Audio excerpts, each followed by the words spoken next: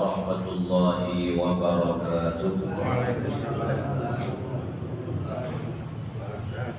Bismillahirrahmanirrahim. Alhamdulillahi rabbil alamin. Wal 'aqibatu lil muttaqin wa la 'udwana illa 'alal zalimin. Wassalatu wassalamu ala sayyidil mursalin sayyidina Muhammadin wa ala alihi wa sahbihi ajma'in. Amma ba'du, qala rabbi shrah li sadri wa yassir li amri wahlul 'uqdatam min lisani yafqahu qawli. Amin. Bapak-bapak hadirin dan saudara-saudara segenap jamaah pengajian Majelis Taklim Mushola Al-Muslimin seluruhnya yang dimuliakan Allah Subhanahu wa taala, para pencinta ilmu, ahli kebajikan, ahli ibadah, pengharap ridha serta barokah Allah, insyaallah calon-calon surganya Allah Subhanahu wa taala. Kita bersyukur kepada Allah, alhamdulillah malam hari ini Allah telah banyak limpahkan rahmat, nikmat serta karunia sehingga kita dapat hadir dalam rangka kita bertolak ilmi. Semoga hadir kita, duduk kita dicatat oleh Allah sebagai bagian dari amal ibadah serta Allah berikan pahala kepada kita. Amin ya rabbal alamin. Salawat beriring salam kita aturkan kepada junjungan kita baginda Nabi Muhammad sallallahu alaihi wasallam, para keluarga, para sahabat dan para pengikutnya sekalian. Hadirin dan saudara, kita kembali membuka kitab Irsyadul Ibad ila Sabilir Rasyad, halaman 72, baris ke-7 dari bawah. Wa bna majahid wa hibbani. Wa bna majahid wa hibbani.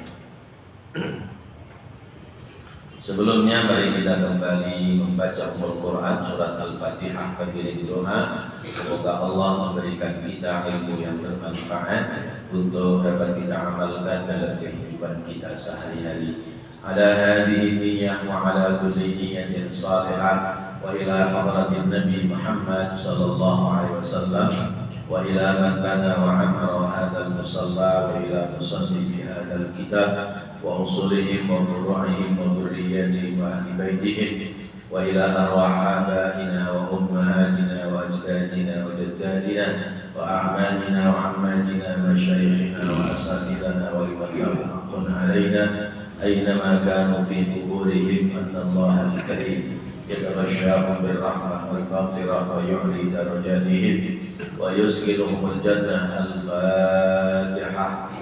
أعوذ بالله من الشيطان الرجيم. بسم الله الرحمن الرحيم. الحمد لله رب العالمين الرحمن الرحيم مالك يوم الدين إياك نعبد وإياك نستعين اهدنا الصراط المستقيم صراط الذين أنعمت عليهم غير المغضوب عليهم ولا الضالين. Bismillahirrahmanirrahim. Wa bna majahid wa hibbani. Hadis riwayat dari dua ibnu, yaitu Ibnu Majah dan Ibnu Hibban. Rasulullah sallallahu alaihi wasallam bersabda, ya ma'syarat tujjari inna tujjara yub'asuna yawmal qiyamati fujjaran illa man ittaqallaha wa birra wa sadaqah.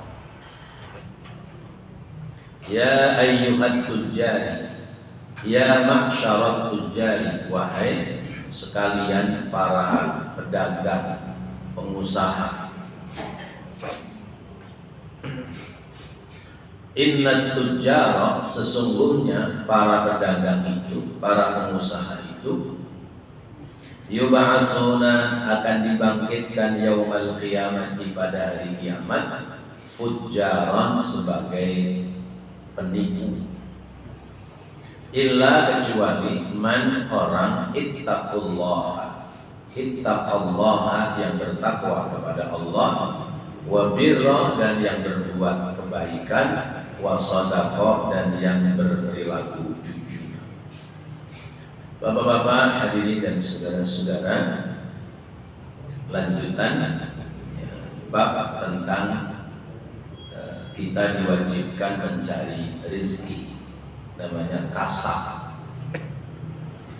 Diwajibkan kita berikhtiar cari rezeki, berusaha.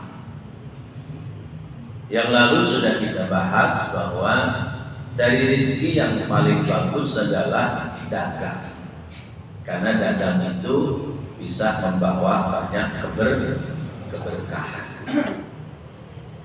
Tetapi tentu dagang pula bisa membuat kecelakaan.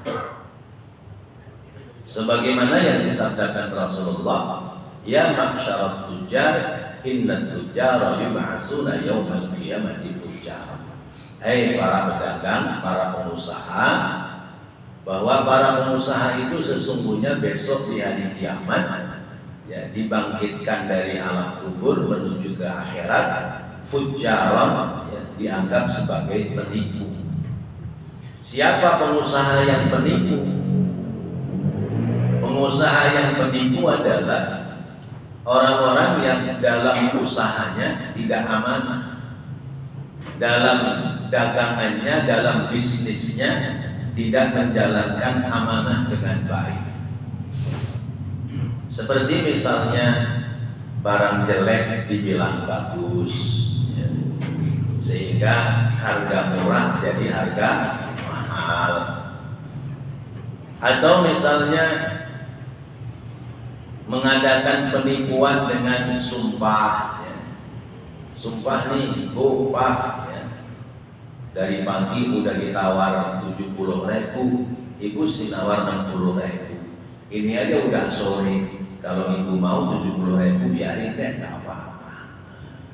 Nah itu berarti dia namanya fujjar, ya, at-tujjar al-fujjar, pedagang yang menipu. Atau mengurangi timbangan, ya, baik timbangan dalam volume, ya, seperti beras atau minyak, ya, benda cair, atau timbangan dalam ukuran panjangnya, ya, misalnya jual kain, pakaian, apa dan sebagainya. Mereka itu masuk pada kategori fujjar. Lalu siapa pedagang, pengusaha yang akan mendapatkan keberkahan yang tidak masuk pada kategori fujjar? Ya. Kalau tidak fujjar berarti as-saduq, ya. Orang-orang yang as-saduq al-amin, orang-orang yang jujur, orang-orang yang amanah dapat dipercaya. Siapa yang bisa jujur, amanah, bisa dipercaya adalah manittaqallah, orang yang bertakwa kepada Allah, orang yang punya rasa takut kepada Allah. Dalam hal usahanya pasti dia akan melakukan dagang usaha secara jujur. Tapi kalau tidak ada ketakwaan kepada Allah, hilang kejujuran. Hilang kejujuran. Kalau kejujuran sudah hilang, memang dia dapat keuntungan yang besar, tapi keuntungannya didapati dari jalan yang dilarang oleh Allah. Harta yang dikumpulkan berarti menjadi harta haram karena diperolehnya dengan cara-cara yang haram. Karena itu harus hati-hati kita dalam dagang. Dalam prinsip dagang gimana Pak? Menggunakan modal sekecil mungkin untuk memperoleh untung sebesar mungkin, ya. Mengecilkan, ya, modal, ya, menyempitkan modal tapi membesarkan keuntungan. Nah tentu orang dagang, orang usaha, ya, mengambil bagaimana umumnya. Misalnya orang dagang beras yang berkualitas, ya, kualitas 1 umumnya seliter berapa? Berapa sekarang seliter? Misalnya 15.000, ya.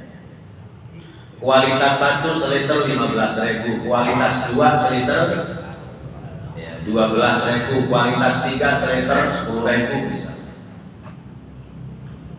Nah, dia menggunakan iklan kualitas 1, tapi yang dijual beras kualitas 3. Nipu sama-sama 1 liter ini. Masuk dalam kategori menipu. Atau misalnya dagang kain. Kain ini bahan apa? Padahal sebetulnya ini bukan bahan yang dicontohkan, tapi dijualnya sesuai dengan harga bahan yang dicontohkan. Yang begitu itu menjadi fujjar. Bagi orang-orang yang ada dalam ketakwaan kepada Allah, orang dalam usaha memang cari untung, tapi dalam mencari untung yang dibolehkan secara hukum agama.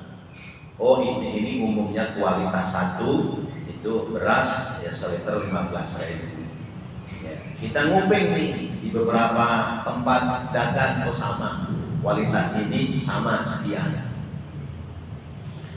Kualitas ini dijual 15.000, masih ada keuntungan dalam 1 liter, misalnya untung berapa rupiah. Ya, tinggal dihitung 1 karung berapa puluh liter. Kalau 1 liter ada keuntungan misalnya 2.000, kalau 1 karung itu 100 liter berarti udah 200.000 1 liter ya. Ini contoh-contoh. Kemudian at-tujjar, al-fujjar, pedagang yang masuk pada kategori fujjar, fujur, yaitu orang yang senang menimbun ya, bahan-bahan makanan pokok ya, pada kondisi makanan itu sulit didapat, dia timbun, dia kumpulkan dengan harga ngulak yang murah sebelum ada kenaikan harga, lalu dia tidak jual, nanti kalau harga naik baru dia jual. Nah, ini mengkacaukan pasar seperti ini. Mengkacaukan pasar. Orang yang bertakwa kepada Allah tidak akan melakukan hal-hal yang seperti ini, karena takut akan ancaman Allah. Wa birra wa sadaqah. Orang yang berbuat baik dan orang yang jujur, inilah orang-orang yang akan mendapatkan keuntungan dari sisi Allah Subhanahu wa taala, karena jauh dari perilaku fujjar, perilaku menipu atas apa yang diperdagangkan. Wa Tabrani an Ibnu Abbas, hadis riwayat Imam Tabrani dari sahabat Abdullah bin Abbas bahwa Rasulullah SAW bersabda, man amsa kalan min amali yadayhi amsa maghfuran lahu. Man, siapa orang amsa yang sore hari pulang ke rumah kalan dalam keadaan lelah, min amali yadayhi, atas pekerjaan tangannya, atas usahanya, amsa maghfuran lahu, maka sore itu aida khala fil masai, masuk pada sore hari itu, amsa maghfuran lahu, yaitu orang-orang yang bekerja lewat tangannya, iktisabahu li nafsihi wa 'iyalihi min halalin, yaitu orang yang mencari rezeki dengan cara yang baik, dicarinya harta yang halal, lalu kemudian dia kumpulkan, badannya capek, harta itu untuk nafkah keluarga, amsa maghfuran lahu, maka sore hari dia sampai ke rumahnya dalam keadaan diampuni dosanya oleh Allah Subhanahu wa taala. Jadi kelihatannya amalan dunia, ya. Kelihatannya kerjaan dunia, tapi kerjaan dunianya ini untuk bekal ibadah. Orang dagang, orang usaha, orang bisnis, orang kuli, orang karyawan, dia kerja sepanjang hari, sore hari pulang dalam keadaan capek lelah, dia memperoleh rezeki tanpa meninggalkan ibadah kepada Allah. rezeki itu untuk nafkah keluarga, maka orang itu mendapati ampunan Allah Subhanahu wa taala. Ya, silakan. Bagaimana orang dagang ini minta pelaris dalam dukun? Itu kekayaannya gimana? Orang dagang minta pelaris ke dukun. Dukun itu duduknya nggak tekun, gitu. Maka jangan dimintain pelaris. Orang dagang, orang usaha itu tentu pertama ikhtiar dengan baik, kasab usaha dagang yang baik, sebagaimana umumnya orang dagang. Yang kedua, ikhtiarnya berdoa kepada Allah, minta supaya diberikan keberkahan pada usaha dagangnya. Kalau kita mau doa kepada Allah, rasanya badan ini masih ada kotor, ya, kita datang kepada ahlul ilmi, orang yang memiliki ilmu. Ahlul ilmi di sini datangnya ulama, ya. Datang ke ulama, kemudian dibantu doa oleh ulama itu, atau misalnya dikasih amalan yang amalannya mengambil Al-Quran, mengambil hadis, atau amalan-amalan al-maksurat, itu boleh, ya. Tapi dalam tanda kutip yang didatangi adalah ulama, orang yang berilmu. Sekarang rada susah membedakan antara ustadz kiai dengan paranormal, rada susah, ya. Ustadz kiainya pakai peci putih, paranormalnya pakai peci putih, ya. Ustadz kiainya pakai umbel-umbel, pakai sorban, paranormalnya pakai umbel-umbel, pakai sorban. Nah, terus bagaimana membedakannya? Kalau ulama, kiai, ustadz itu pasti ahli ibadah, ya. Lihat ibadahnya, ya. Perhatikan 5 waktunya, perhatikan bagaimana melayani keluarganya, lihat bagaimana cara dia memberikan nafkah kepada keluarganya, lihat bagaimana pergaulan dia dengan orang-orang sekitarnya. Kalau pergaulannya baik, cari nafkahnya benar, kemudian ibadahnya bagus, oh berarti dia, ya, orang yang punya ilmunya ilmu agama. Jadi kalaupun ubel-ubelnya tebel, sorbannya panjang, ya, mungkin kalimatnya Masya Allah, Subhanallah, Astagfirullah, ya, tapi hari-harinya tidak nampak ibadah kepada Allah, hati-hati.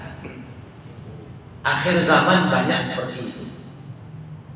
Sehingga kata Sayyidina Ali, ya, kalau tidak salah kata Sayyidina Ali, nanti di akhir zaman itu banyak serigala berbulu domba, ya. Sesungguhnya dia serigala menerkam orang, ya, tapi, ya, bergaya seperti domba, sehingga orang pada datang.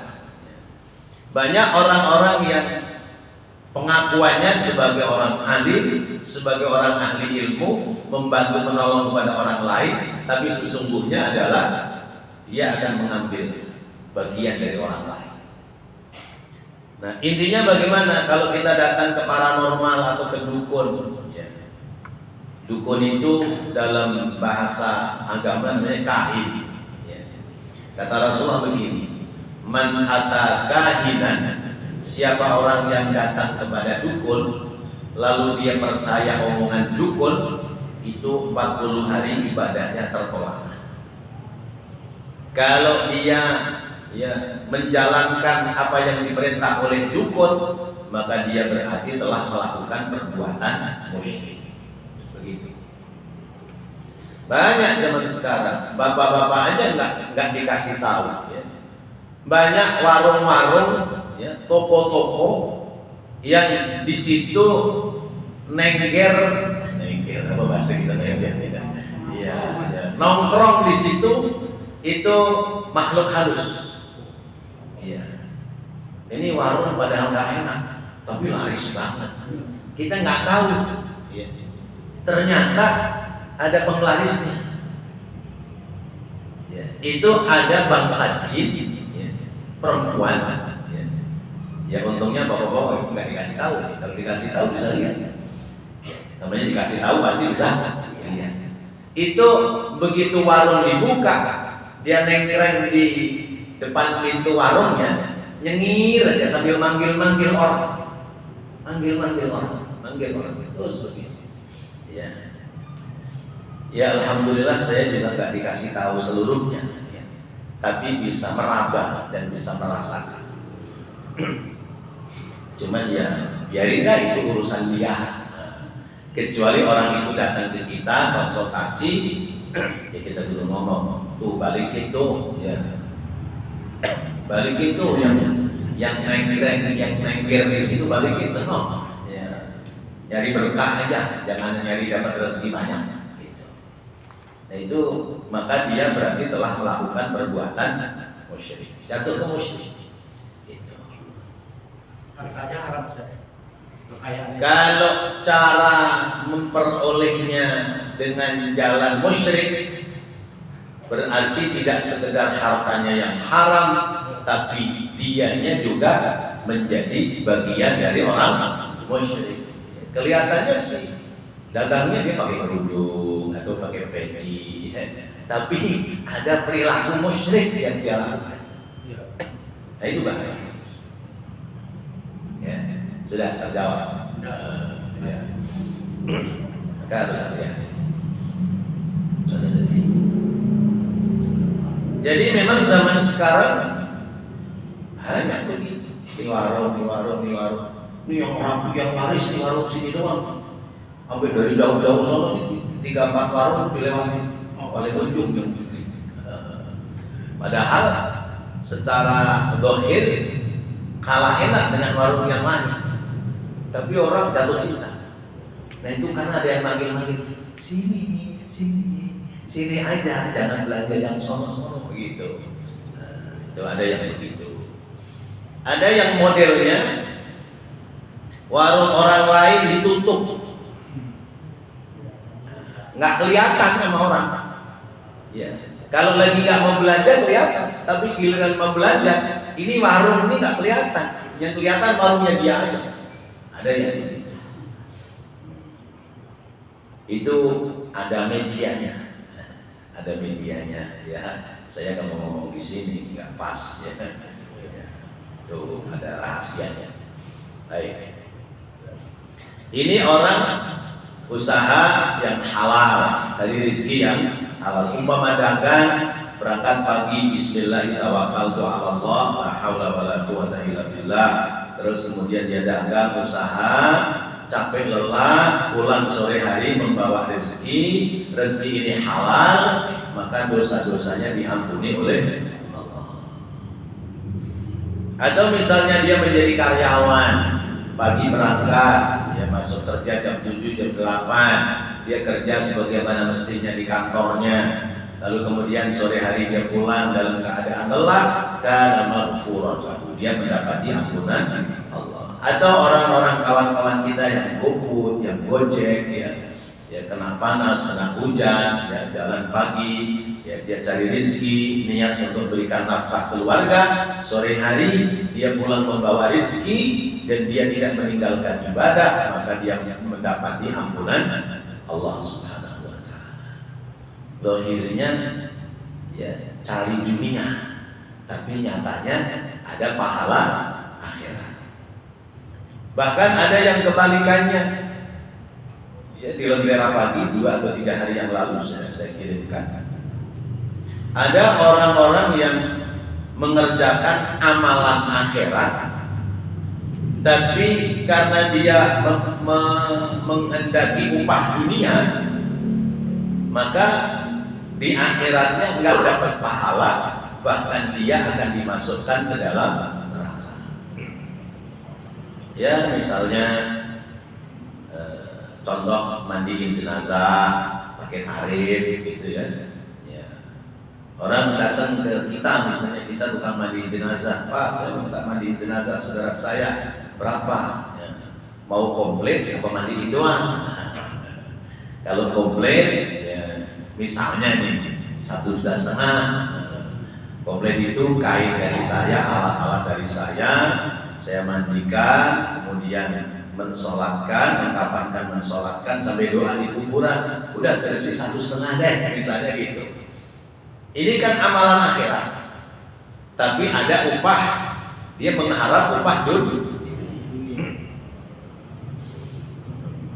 Kalau alat-alat dari situ ya 1 juta dah, misalnya gitu. Ini berarti amalan akhirat, tapi berharap upah dunia.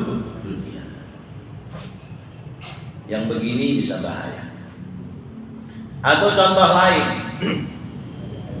Jumat ini saya punya jadwal Jumat di Masjid A. Masjid A ini udah umum, ini transportnya 500.000. Kebetulan Masjid B khotibnya nggak hadir. Kita ditelepon sama pengurus, transportnya 1 juta. Ayo Pak, pilih mana? Kalau orang mikirnya sama-sama khutbah Jumat, ya pilih yang gede, kerjaannya sama, ongkosnya beda. Tapi kalau mikir ini amanah dan saya tidak nyari upah, saya adalah melaksanakan tugas dan kewajiban, maka mohon maaf, hari ini saya ada jadwal. Silahkan cari teman lain yang jadwalnya kebetulan kosong. Berani nggak begitu? Waduh, hilang nih duit gopek. Maka saya sangat hati-hati, benar sangat hati-hati hal ikhwal urusan amplop per amplopan. Ya. Ya. Sehingga alhamdulillah dan insya Allah saya ngaji di mana-mana, saya nggak pernah tawar-menawar urusan transport. Ya. Jangan segini dong, tempat lain aja sebono, masa segini mulu, enggak saya. Karena apa? Ini adalah rezeki dari Allah. Tugas saya adalah ngaji. Selebihnya Allah yang ngurusin rezeki saya. Kalau sudah seperti itu, insya Allah akan bisa istiqomah. Wa Ahmad wal Bukhari, hadis riwayat Imam Ahmad dan Imam Bukhari, Anil Miqdad, dari sahabat namanya Al-Miqdad bin Ma'di Yakrib. Miqdad bin Ma'di Yakrib, ma akala ahadun ta'aman khairan min ayyakula min amali yadihi. Ma tiada akala makan ahadun seseorang ta'aman makanan khairan yang baik min ayyakula dari apa yang dia makan min amali yadihi dari pekerjaan lewat tangan diri sendiri. Tidak ada makanan yang baik yang dimakan oleh seseorang kecuali hasil karya diri sendiri. Itu yang terbaik. Yang terbaik kita makan itu adalah oleh hasil usaha kita, bukan atas pemberian orang lain, bukan atas minta-minta kita supaya diberikan oleh orang lain. Ma akala ahadun min bani Adam kama zadahu Ismail ta'aman qattun khairan. Qala al-Manawi bin Nasbi ay akilan khairan birrafi aw huwa khairun intaha. Jadi tiada makan seseorang, makanan itu tidak dianggap baik kecuali makanan itu dibeli oleh hasil jerih payah diri sendiri. Orang dagang, kemudian dari hasil dagangnya mendapatkan keuntungan, keuntungannya dibelanjakan makanan, makanannya dimakan oleh diri dan keluarganya, maka itu yang paling baik. Ay min ta'amin iktasaba bi'amaliyati, yaitu mendapati makanan yang diperoleh dari hasil usaha diri sendiri. Misalnya usahanya dagang, ya keuntungan dari hasil dagangnya. Misalnya usahanya kuli, ya dari hasil dia menjadi kuli atau jadi karyawan, ya. Kerja di tempat bos, ya. Gaji sebulan berapa, ya. Misalnya sebulan 2 juta, 3 juta, ya. Kemudian dia dapat gaji, lalu dia membelanjakan uang dari hasil gajinya. Itu adalah makanan yang terbaik, makanan yang diperoleh oleh sebab hasil karya usaha sendiri.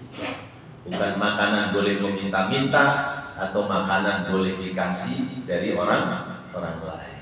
Tapi kenyataannya kita seneng ngasih atau seneng dikasih? Pokoknya dikasih dulu kita. Hari ini siapa yang mau traktir saya? Maka saya kadang-kadang gini, ini mungkin berlaku untuk saya dan juga kawan-kawan, sebagian kawan yang lain. Kita udah niat ke warung, mau beli, begitu sudah dibungkus-bungkusin, bang berapa bang? Udah, Ustaz nggak usah bayar. Ini saya bingung kalau yang begini. Ini saya bingung. Saya niatnya mau beli, tapi karena orang ini baik dengan saya, begitu dibungkus-bungkusin nggak mau dibayar. Nih saya kalau besok lagi ke situ, persepsinya Ustaz nyari gratis, gitu. Maka pertama, uang yang mestinya buat bayar itu harus saya sedekahkan kepada orang lain. Itu begitu cara saya. Jadi saya dikasih gratis dari dia, biarlah dia dapat pahala. Lalu kemudian saya juga harus berbagi kepada orang lain supaya tetap ada manfaat bagi orang lain. Kasarnya begini, saya kan bisa bayar. Ternyata ada orang lain yang ketika butuh makan nggak bisa bayar. Nah, kita harus kasih. Itu pertama. Yang kedua, saya kalaupun harus kembali ke dia, tidak hari berikutnya. Sebab kalau kembali ke dia hari berikutnya, dianggap nyari gratisan. Tapi kalau kita nggak balik-balik, dia juga ngarepin pahala ngasih kita. Ya kan? Ujung-ujungnya kita nunggu seminggu, 2 minggu, balik lagi ke situ beli, ya, gratis lagi. Nah, karena gratis lagi, biarin itu pahala bagi dia, ya. Terus kemudian kita juga harus berbagi pahala kepada orang lain. Nah, ini kasusnya, saya makan sama istri sudah diniatkan gratis oleh yang dagang. Ada jamaah pas lewat lihat saya lagi makan, itu jamaah melempar duit sama orang dagang. Bang, itu buat Ustaz. Jadi itu berebut orang. Berebut orang. Masya Allah. Dan ini namanya rezeki yang kita juga nggak ngerti. Ya Allah. Ujung-ujungnya, Ustaz, saya udah mau gratisin, itu orang lain ngasih duit sama saya. Udah, duitnya bawa Ustaz aja dah. Coba gratis 2 kali kan? Masya Allah. Nah, itu kadang-kadang seperti itu. Kadang seperti itu.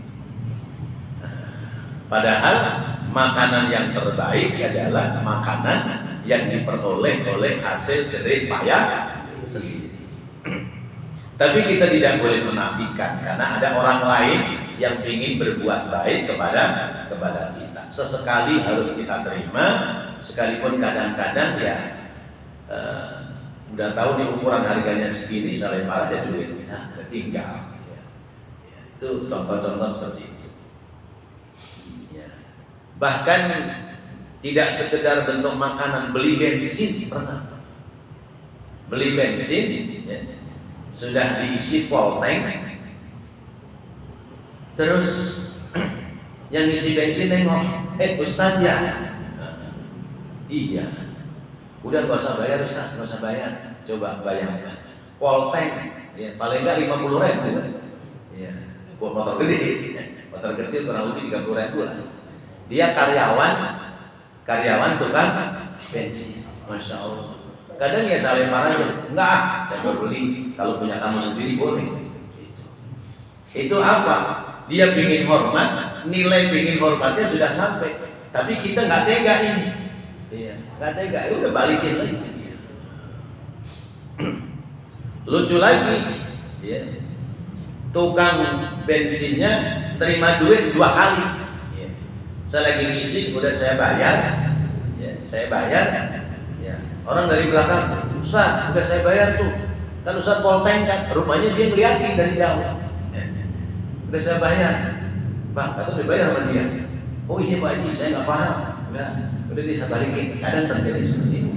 Ini hal-hal yang itulah rezeki itu min haitsu la yahtasib. Kadang terjadi seperti itu. Nah, saya kemudian berpikir apa ini kebaikan saya, kemudian orang berbuat baik kepada saya, padahal saya merasa belum baik-baik banget gitu. Nah, maka kita latihan berbuat baik terus kepada orang lain supaya kemudian ada nilai kebaikan yang kembali kepada kita. Waktu belum? Belum. 5 menit lagi. Ya udah, mau ngobrol apa? Ayo silakan. Iya. Iya. Iya. Suatu saya dengar ajan itu waktu asyhadu anna Muhammadar Rasulullah ada yang minum marhaban dan maka ya Rasulullah ambil mata gini ini kaitan adab sebenarnya di kitab yang satu ya, tapi nggak apa-apa dibuat ngabisin waktu karena dikit lagi. Kalau kita dengar asyhadu anna Muhammadar Rasulullah, itu kita disunahkan ya, ngecup jari jempol kita ya. Ini kecup kemudian dioleskan, tapi nggak sekedar dikecup, ada bacaannya ya. Ada yang dioleskannya begini, ada yang dibalik, bagaimana anunya lah ya.